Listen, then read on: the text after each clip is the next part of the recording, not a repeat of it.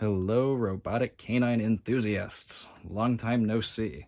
Today, we are going to be rebuilding the infamous 1 series batteries, also known as the ERA-110B.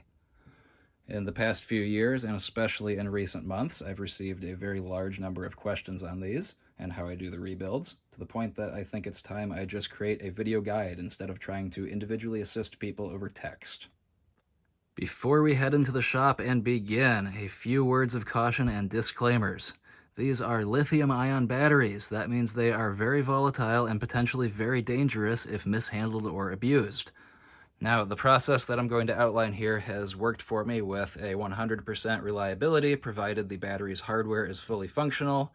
However, if you choose to follow my steps, you are doing so completely at your own risk, and you accept all responsibility should anything go south.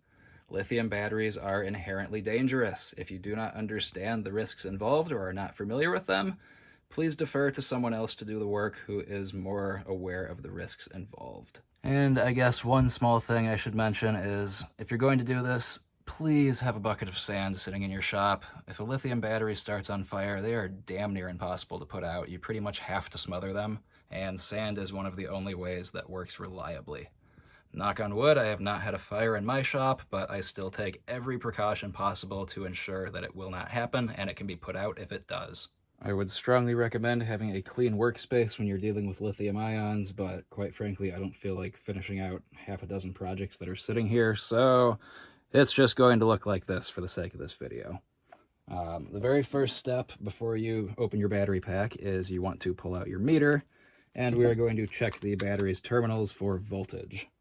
The process will more or less be the same regardless, but if your pack is still somewhat charged and the board is alive, you want to be extra cautious during the teardown process. And it looks like this one is dead. Can't say I'm surprised, since all of my AIBO stuff has been sitting for a few years at this point. Quick clarification, just because you do not see voltage on the outer terminals does not mean that your cells are fully dead and are not potentially able to cause harm. It just means that they have dropped below a threshold that sends the BMS to a deep sleep. Still exercise caution, extreme caution, even if you do not see voltage on the outside of the pack. It is better to be way overly cautious than to start your house on fire. Alright, now that all the boring shit's out of the way, let's crack this thing open. Now, the way I like to open these is to put a couple fingernails in between one of the back corners and begin to pry. That will crack the rear tabs. Now, there are extremely thin and delicate nickel strips connecting the board to the outer terminals of the pack, and they do not like being flexed. As such, you want to make sure that these cells stay attached to the bottom half of the battery pack. You are trying to remove just the top shell. So once you've cracked it, you can firmly grip towards the front. And I like to twist the upper shell back and forth a few times to break the silicone that is holding the cells in. These are polycarbonate shells. You can be reasonably abusive towards them and they don't seem to mind. And once we are somewhat in, you will just try and prise it apart without separating the bottom half of the shell all the way. It may be useful to use one of these thin spudgers with a flat end. If you insert that towards the corner of the pack, you will not deform the plastic, but you will get enough mechanical advantage to separate the shell. From there, you can, again, keeping pressure on it so that you don't pull the bottom part off, just continue to work it back and forth until it is separated. It does not matter if you break a few tabs, as we will be using a light glue to hold this back together in the end. The next step of the rebuild process is to separate the cells and battery boards from the rest of the casing. You do so by desoldering these 3 thin strips that are connecting the front terminals on the pack. So let's go ahead and turn on the iron and give it a couple seconds to warm up. Dig out the tip tinner while it's doing that.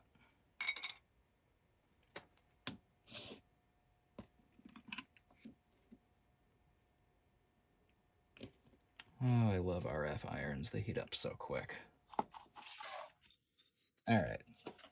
Oh, I forgot one crucial step. I usually clamp this in a vise to make it easier.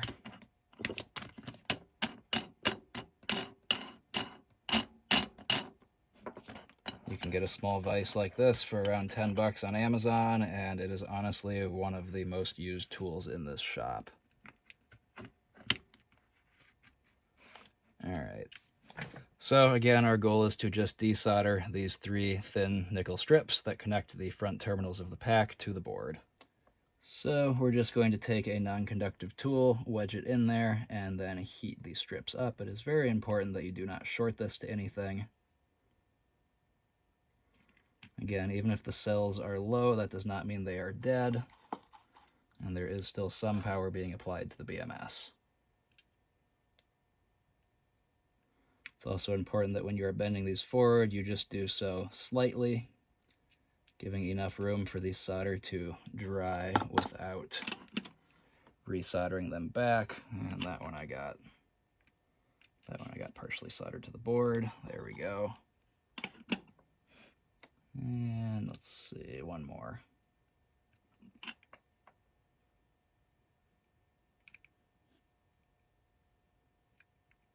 There. Just like that. Now we can unclamp the battery and go ahead and pull the whole thing out of the lower shell. And you may want to use a spudger again, as at least one cell is siliconed down. And it looks like on this one both of them are. And again, just exercise caution when taking it out that you don't short anything together, as that will only cause you pain and misery down the road. And it looks like they siliconed that nickel strip down too. There. We have now completely removed the old cells and the BMS from the shells. The next step is to use a small and reasonably sharp flathead screwdriver to very carefully break the spot welds that are holding the board to the positive end of the cells. You can start by prying it back by hand ever so slightly. That will give you enough clearance to get in there and start just gently working it back and forth until the spot welds give out. Be very careful when you do this not to short the screwdriver all the way through to that nickel strip, as that is connected to the negative end of the upper pair of cells. And we have one more to do on this side.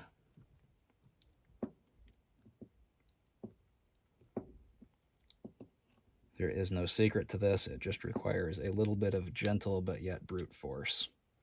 And there we go. At this point, you can go ahead and take a cutter and just clip the midpoint. You always, when dealing with lithium-ion cells, want to disconnect from the BMS in the order of positive, midpoint, then negative. Following anything other than that is liable to trigger the PAX protection, and that is a one-way trip. I turned the iron off. Let's turn that back on. I like to reuse the wire for the ground, as it's one less thing to replace.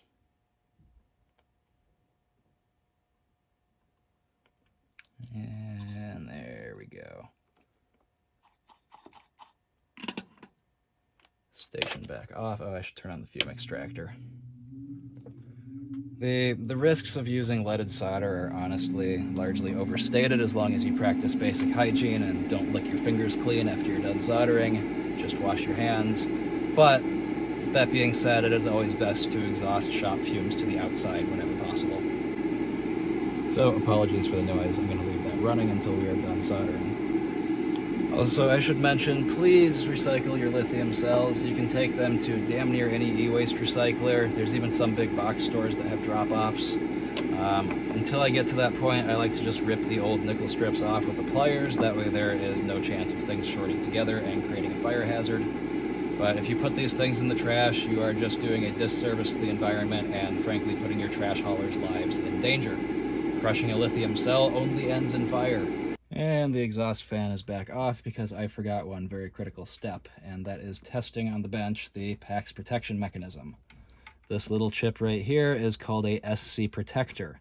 A lot of people just think that it's a fuse, and they think that it's okay to bodge over it if it stops working, just by putting a little thin strip of wire or an individual strand, but that's not a safe route to take. An SC protector is actually a pair of fuses with an integrated heating element and dedicated circuitry to drive that heater and manually blow the fuses if the pack detects any sort of anomaly that presents a danger to the end user. While it's possible that you may still burn that little strip of replacement wire if you encounter extreme amounts of current, such as shorting the outer terminals of the pack together, you lose every other form of protection the pack has. A good example of something that could result in an actual fire is, say, a charging MOSFET fails shorted and locks on. The pack will never see enough current to melt a piece of wire, but it'll basically just keep charging the cells until they erupt in flames. That is a scenario where the BMS would detect something is wrong, and it would drive the heater and manually blow that fuse. If you bodge over it with wire, you lose all that protection, and you are basically just asking for a fire. The chances are extremely small, but I have boards sitting on my shelf over there with MOSFETs failed shorted. It is a mode of failure that happens on these packs, and again, if you bridge over the protection, you have no safety against that. Quick little addendum. SC protectors are also in the 210 and 3 and 7 series batteries. They are present in all AIBO batteries, and it is equally risky to bodge over them on any pack. Just don't do it, please. You can get a new battery, you can get a new board. They're not that expensive and they're not that rare, especially when the alternative is risk of, best case scenario, severe property damage. Worst case scenario, someone could lose a life, especially if you leave these things charging while unattended or overnight. It's just not worth it. And now that yet another disclaimer is out of the way, I know, Jayberg's paranoid about lithium batteries. Well, quite frankly, I am, because there are serious risks, and I've seen a lot of people disrespect these batteries and do things that are just wildly unsafe, and then ship them out to the owner without them being any wiser to what's actually going on inside their pack.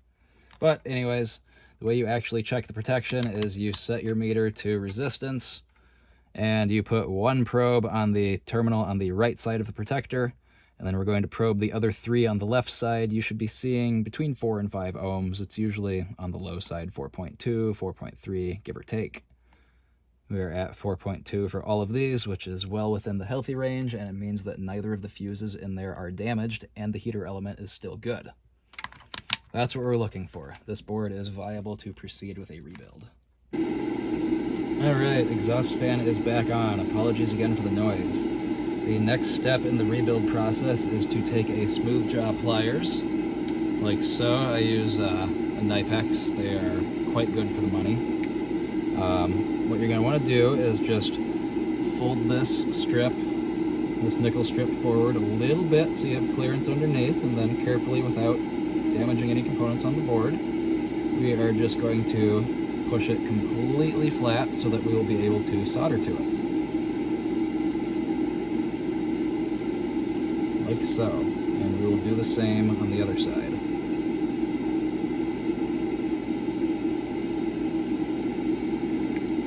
Alright, now we're going to mount this back in the vise.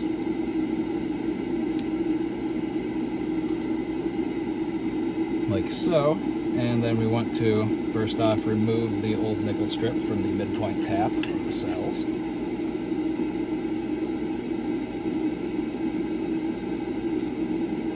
And you can discard that, you will not need it. We're going to replace that with a wire. Much easier to work with. And then we'll flip it over. And we're going to take the flux pen and just put a tiny bit of flux on the strip that goes to B+ on the boards. And then we're going to grab our solder and just flood some solder on there so it's nice and tinned, and we'll have a very easy way to attach our wire going forward. I also like to bend it away from the board slightly just for thermal management. It's probably fine, but it costs you nothing to be cautious.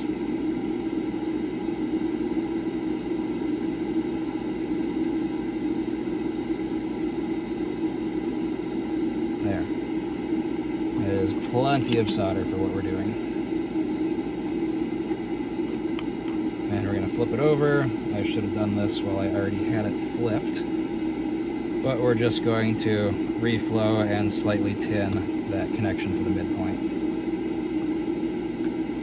Just to get some solder on there that's been made within the past 20 years. There. Much shinier, much better. And small detour, I was busy playing a game of where the hell did I leave the wire strippers, and it ended up over by the furnace somehow. Also found the cap wizard. That would have been really nice about a week ago. Next, you'll want to cut off a small length of 26 gauge wire. I've found 26 is the happy medium that is thin enough it fits in the pack nicely, but also thick enough that it carries current without generating heat. I like to use silicone jacketed wire as it's less likely to degrade with age, and you really don't want wire inside a battery pack to degrade and shed its coating. But in a pinch, I mean, anything will work. The odds of PVC degrading in 10 years are pretty low. I just prefer to go on the cautious side and use better materials because why not? And then you want to take a length of it and strip it. And we're going to tin that.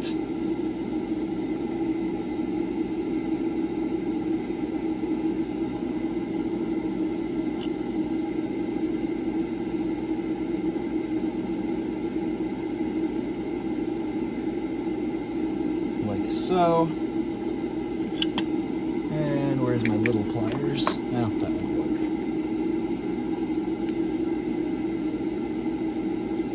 And then we're just going to attach it to the midpoint section of the board. I like to bend it beforehand, as when solder flows up the wire, it can become a little bit difficult to bend. You also want to ensure it is not long enough that it's shorting to any points on the board, so we're going to trim that down just slightly. Alright, now we can actually attach it to the board.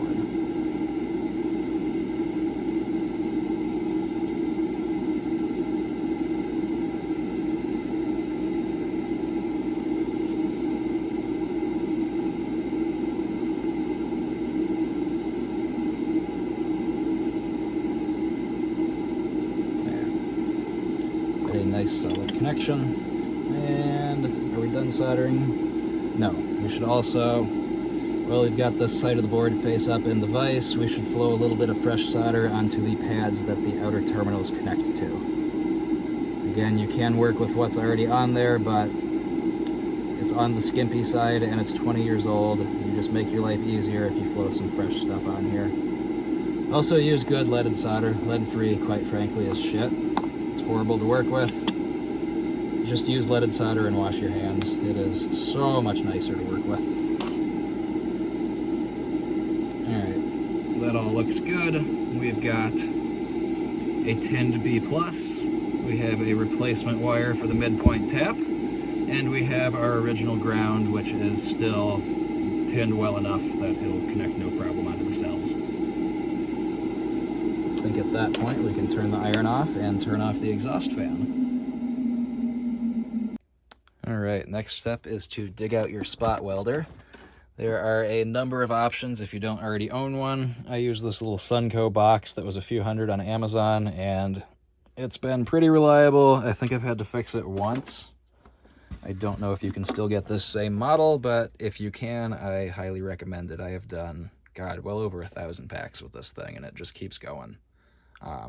There are less expensive battery-powered options. They might be totally fine, or they might be complete garbage. I have never used one, so I can't speak to their viability. One note I should add is for the larger mains-powered units like these, you do need, at an absolute bare minimum, a 20-amp dedicated circuit. I run mine on a 30 amp and it's a lot happier. I realize I'm probably in the minority having 30 amps on one circuit in a residential setting, but you can get away with 20 if you need to. Just don't daisy chain your welds super quick together. You will pop the breaker. Also, if you're thinking about soldering directly onto the ends of your new lithium cells, don't. You are, again, begging for fire. Spot welding applies a very precise amount of heat for an extremely limited duration, and it is far safer. It is the industry standard for attaching nickel strips to lithium-ion cells, or really any cells. You do not want to solder directly to cells. And on the topic of nickel strips, these are what I use. I'm not saying that you can't use other ones, but these work great. If you want to buy the same thing, I can highly recommend them. If you buy something different, or if you use the freebie ones that come with your welder, I would highly recommend soaking them in a glass of salt water for a day or two. Most of them are going to rust because they are not actually pure nickel, despite what they claim. And rust and loose particles of metal are not something you really want floating around inside of a battery pack. These are pure nickel all the way through. I have been using them for about a decade now, and they have been very consistent. I have never had a bad batch. And for the cells, we are going to be using 3450 milliamp hour Panasonics. I like Panasonic for anything lithium. They are honestly the industry king. They are extremely consistent, extremely long lasting, and very well performing. These will go for about 1.5 to 2 hours in a 110 pack, depending on the activity level and personality of your individual dog. And I would highly recommend, especially for Panasonic, ordering from a reputable vendor. They are hands down one of the most counterfeited brands on the market. And if you buy your cells from eBay or Amazon, you are more likely to get something that is fake than something that is real. And when you're dealing with counterfeits, you don't know where these were made or to what standard they were made, and it's not like genuine cells are expensive to begin with. Just get good ones from a reputable vendor and don't risk it. Off the top of my head, I can recommend Illumin, Lithium Ion Wholesale, and 18650 Battery Store. I've ordered from all three of those guys a number of times over the years, and they've always been consistent. I do usually spot check cells, 2 or 3 of them from each batch that I order, and they have always met or exceeded the capacity they're rated for, and they have always been genuine from those vendors. I'm sure there's lots of other good vendors out there. I'm not saying those are the only 3, but those are 3 that I can very heartily recommend. And I lied, these are actually 3,300 milliamp hours. I don't want to go digging for my other box of ever so slightly higher capacity cells, and these are close enough they will provide damn near the same runtime. When you're doing an AIBO pack or any lithium battery, it's important to make sure that they are balanced to within a few thousandths of a volt from each other. Allegedly, AIBO packs are able to balance charge cells, but in my experience, their capabilities are marginal at best, and these are spot on 3.501 on both cells, so we are good to go. All right, now let's weld our cells together. Good, I'm glad that still turns on. We want to start by attaching just, doesn't matter if you trim your nickel strip now or after you weld. I prefer to do it after welding. But you want to leave a little bit overhanging. We're going to fold that over, and that will be our midpoint tap for the cells. I usually do 3 welds every time I'm attaching one. I think they did 2 from the factory, but a 3rd one's not going to hurt anything, and it gives me a little bit more confidence. This is what a decent weld looks like.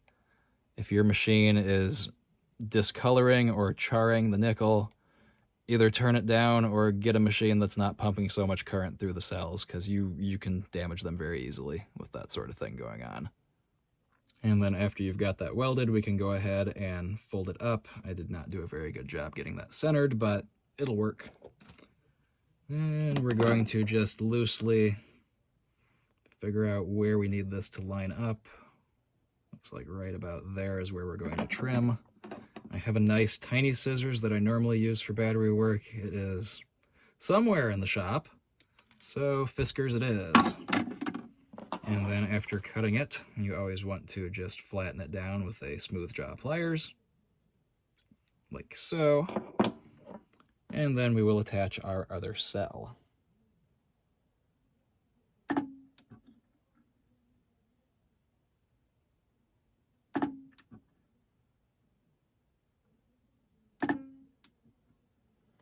And once that's attached, we're going to go ahead and kind of just push them together without an extreme amount of force. We want to just wiggle it back and forth until it lies flat like so.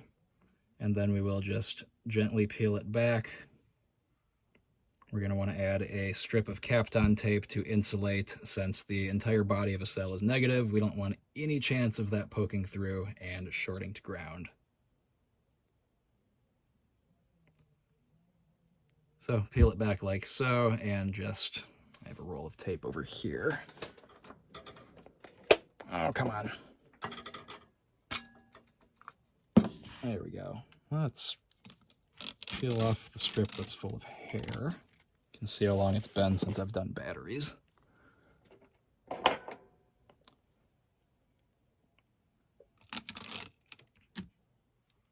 And we're just gonna insert it in there,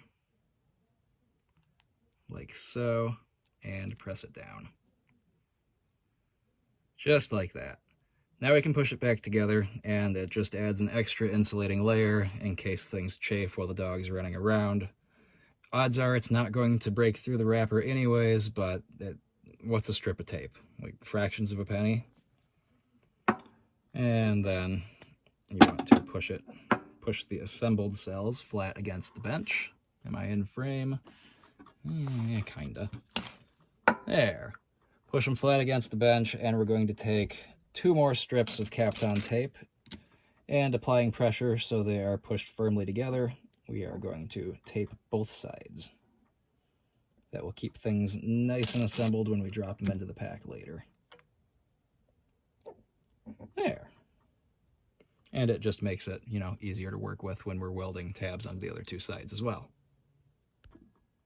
All right, now we're going to do the same thing. Oh, I didn't turn on the, here, this will help. There. More lighting, more better. All right. Now we want to keep all of the strips in a row, so we're gonna weld. Am I facing the camera? There we go. We're gonna weld this one on the positive end of the pack like so, and then we'll do the same on the negative end. And that's just so when we place this down in the shell, everything is all in a line and easy to work with. We don't have any that are covered or out of alignment.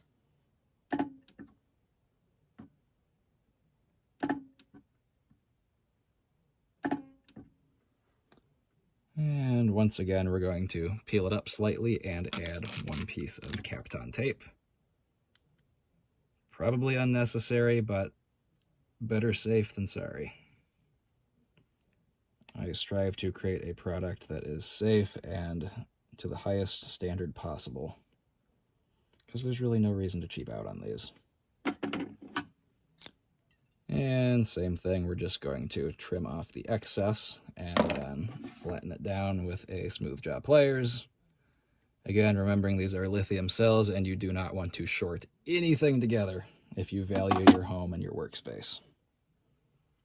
And then we can go ahead and fold that one over and also fold that one over. This will be our positive and our midpoint that we're going to attach to the board. And next we want to take the remaining, be very aware of what's on your bench now that you have tabs on the batteries. It is easy to accidentally short something. And these are not protected cells. They are not forgiving. They will just happily dump as many amps as they want to until a fire starts. All right, so we flatten out the ends on our last piece of nickel, and we are going to attach that to the negative end of the cells.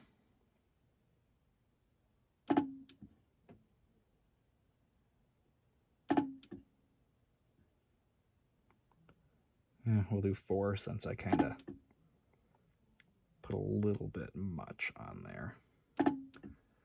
Normally I would shorten this a bit and just attach to the end of the cell, but there's no harm in doing it this way.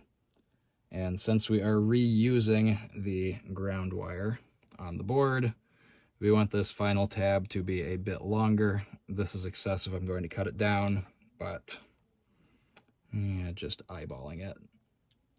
Yeah, right about there. You can go ahead and turn off the welder at this point.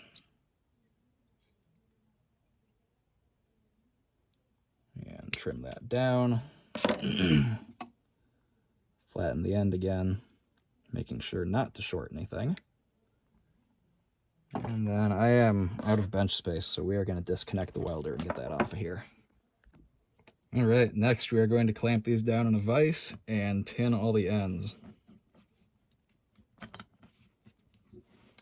Where is my handpiece? There it is. Yeah, and I'm dropping shit all over.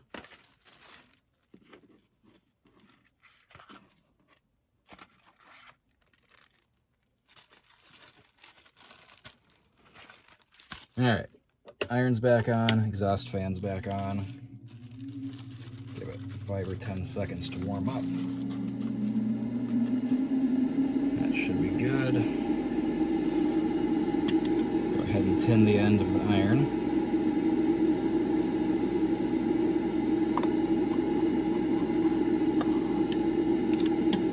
All right, and same deal, we're gonna add a small amount of flux. This thing's starting to run out. To each of our connections.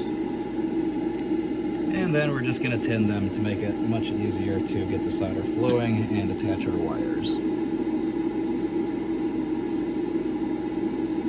You don't need a ton of solder, but you do want enough that you can very easily get the wires on there and make sure that they hold pretty well.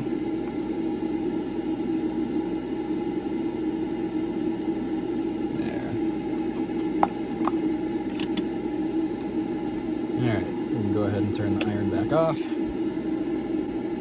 And if you wanted any more proof that it's been a while since I've done one of these, I forgot another step in prepping the board. We need to attach. This time we are using 22 gauge wire. We're moving up a bit since this will be carrying full V+ from the cells. We need to attach that to the area that we tinned on the existing nickel strip.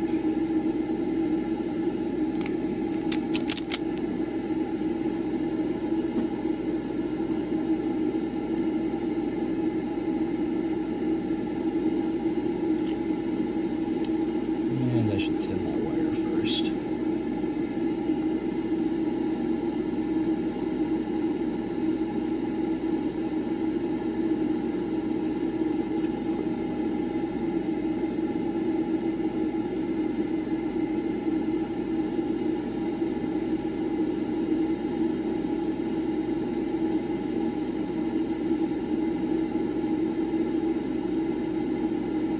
Let it cool down before we move the joint. And there we go. Now all that's left is to kind of dry fit everything in the pack and strip and tin the ends of these wires. And next you'll want to go ahead and remove most of the old silicone that's blobbed on these shells. You only have to remove the side that you're putting the cells on, but I am a bit sleep deprived right now and did the wrong side first, so it's all removed. I'm also just now realizing it would be a lot easier if I had soldered this wire onto that side of the board. That's the side I normally do, and it works a lot easier having the board, especially if you're right-handed, having the board off to your left when you're soldering. But we'll make do with what we got, because I really don't want to clean that off and move it over. It's not like it actually matters. And the next step is to put the board back in the lower shell, and you want to apply downward pressure on it while we solder the nickel strips back in place, the ones going to the front terminals on the pack. You want to lightly, and I emphasize lightly, these things will break off if you bend them back and forth too much, or just bend them too much at all. Bend them back lightly so that they will contact the board and put pressure against the tinned joints. The tinned pads. Alright, so we're going to put downward pressure on the board so that it sits all the way in, and we're just going to reheat those pads. My phone ran out of battery during that last clip, but frankly you guys don't need to just sit and watch me solder. The gist of that step is you reattach the board to the front terminals of the pack, taking care not to bend and break the strips that do so. Next up, where did I put? There's the wire stripper. Next up, we're gonna just lay the assembled cell pack next to the casing and just kind of check fitment. We can trim that midpoint down. Yeah, we can trim it down a hair.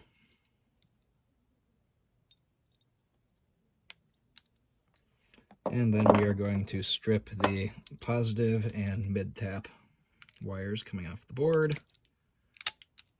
And we also want to tin those.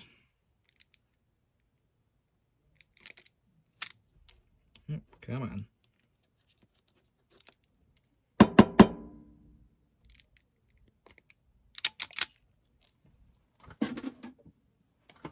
All right.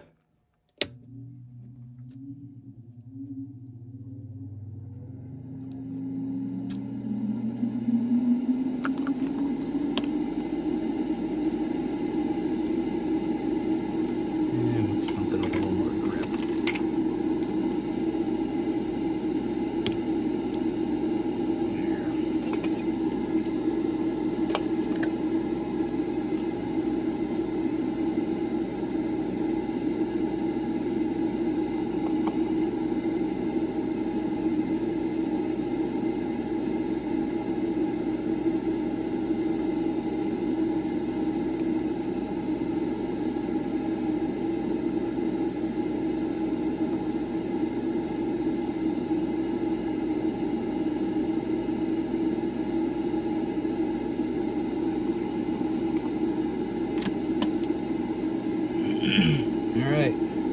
time to put these cells in the pack and hook everything up. This is when, well, actually, no. One more step. We are going to add another piece of Kapton tape, just covering the front of this cell. Again, we don't want anything to chafe or rub through. There. So, I have another board torn down here for the sake of visual demonstration. The chip that runs these things, that's more or less the heart of the BMS, is the Sharp LU5K811. I spent about a week and a half reverse engineering these boards back at the height of COVID, and I found a few ways to skin the cat of reawakening these boards, mainly that microprocessor. The way that I have found that's both the easiest and the most reliable, I've done through AiboClinic. I guess 1 series packs were kind of tail end of things, so I've probably done between 50 and 100 of them, but I have had a 100% success rate with waking these things up, and this method is also coincidentally the easiest one. The way it works is you can go ahead and reattach ground at any point, that doesn't matter, but a lot of the board circuitry runs off the midpoint tap, and it takes about 2, maybe closer to 3 seconds for everything to initialize before it will start looking for irregularities and lock itself down. So once you connect midpoint, as long as you get positive on there within, let's say 2 seconds to be safe, everything will just work amazingly.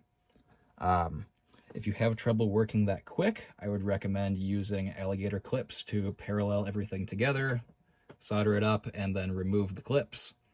But it's entirely possible to just work quickly and have good results with this. And I forgot to hit record on that clip, but again, the point is you have about 2 seconds while that Sharp chip is initializing where it does not care that it doesn't have positive voltage, full B plus of the pack. So you want to get the midpoint on, and then as quickly as possible, get that positive end soldered down. Again, if you do a sloppy job, that doesn't matter. You can always reflow things once they're connected, but you need to work quickly for this process to work. And next, we're just going to quickly probe the end of the pack, make sure we see voltage. This does not mean that the microprocessor has woken up. This just means that we didn't drastically fuck anything up on the boards. All right. Next, we are going to drop our pack on a station and see if it will accept a charge. If it does, that means that everything is awake and we are ready to enter the final stages of the rebuild.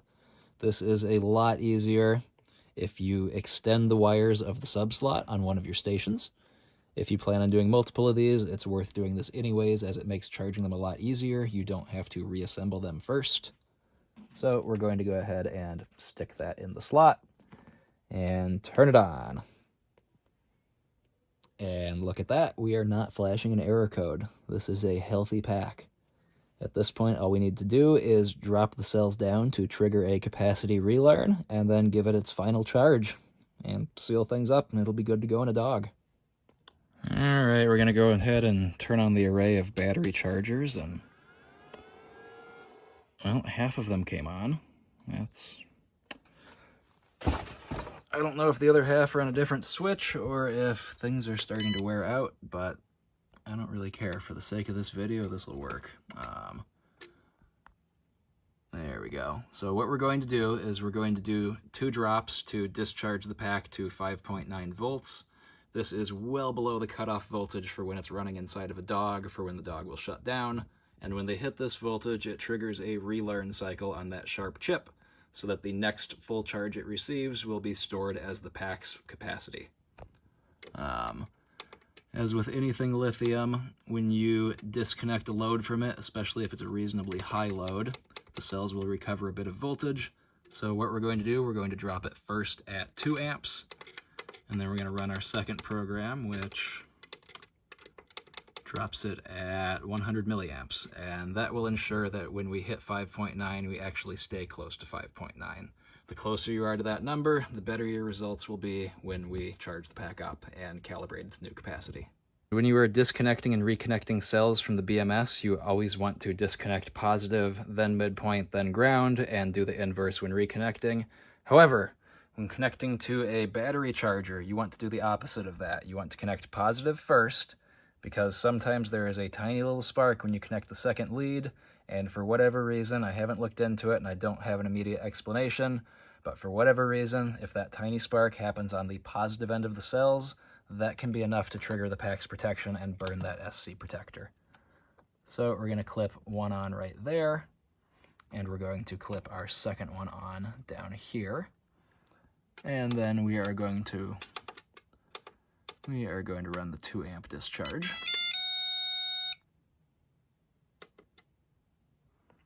And there we go. We just let that run. I will come back when it's ready to drop to the 100 milliamp cycle. All right, it has finished dropping the pack at its 2 amp cycle, and as we can see, it has already recovered to 6.37 or 6.38 volts. So we are going to then, come on, there we go. We are then going to drop it at 100 milliamps for a final time, and that should keep it below the 5.9 volt threshold, or at the very least below 6 volts. Low current discharge is complete, and the cells have stabilized right around 5.95 volts, so we're going to go ahead and disconnect them from the charger and put the pack on a station to give it its first proper charge and run it through a calibration. And here we go. The initial charge to set the capacity in the microcontroller usually takes around 4.5 to 5 hours.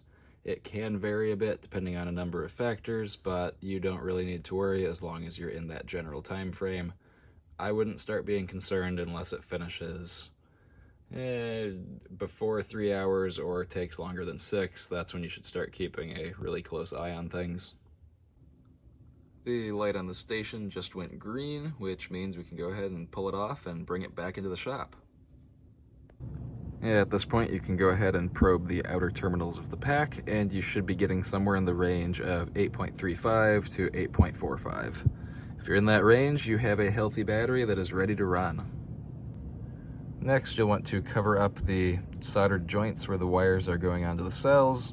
You can either use silicone to blob over those, or in my case, we're going to use more Kapton tape because it's been long enough since I've done one of these. My silicone is completely solidified.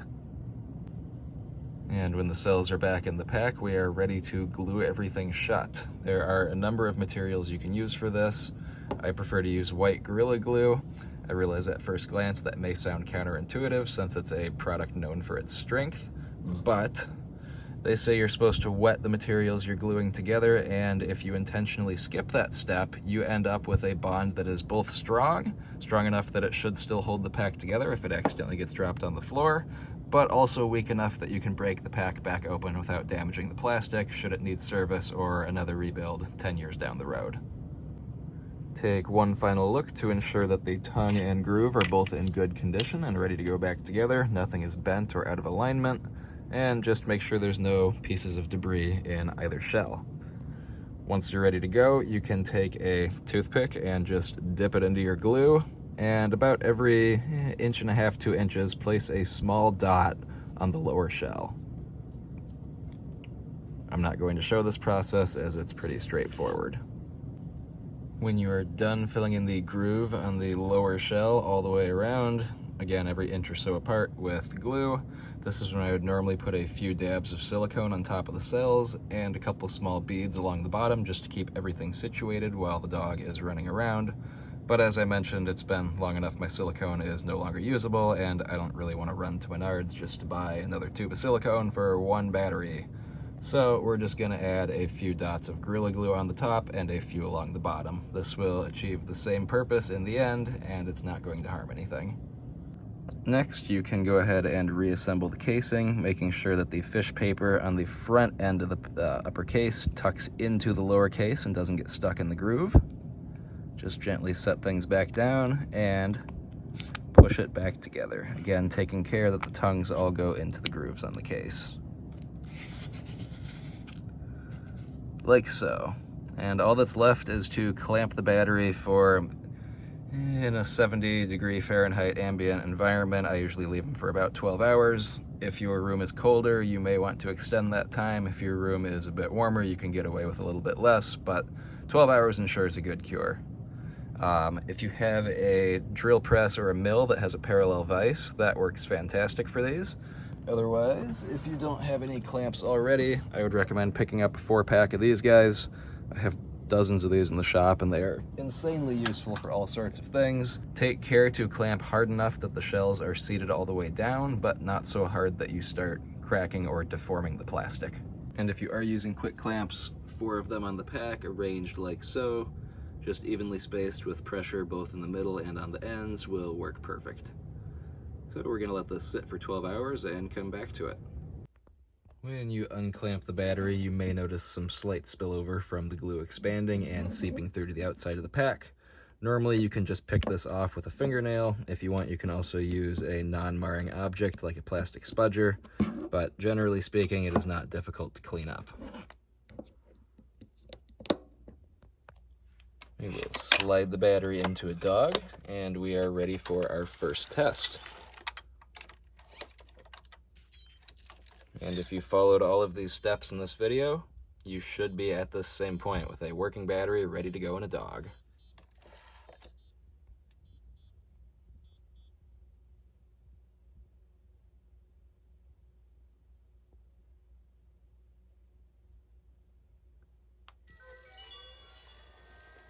And here we go.